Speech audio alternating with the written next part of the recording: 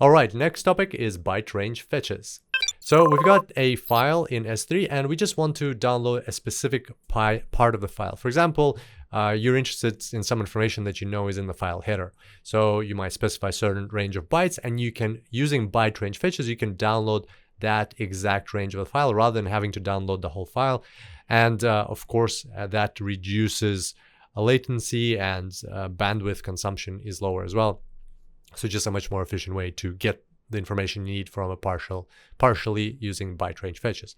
Now, the second benefit of this approach is that you can combine multiple byte range fetches to download a file in parallel. So here you can split it into several byte ranges and fetch them in parallel.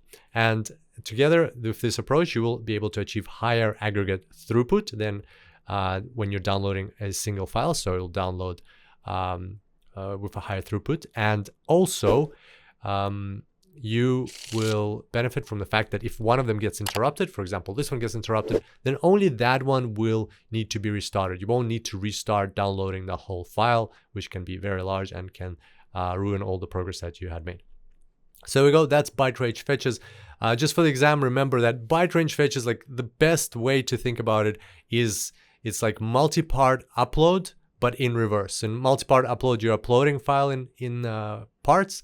In byte range fetches, you can download a file in parts, and also you get the benefit of just downloading a specific byte range if that's what you're after.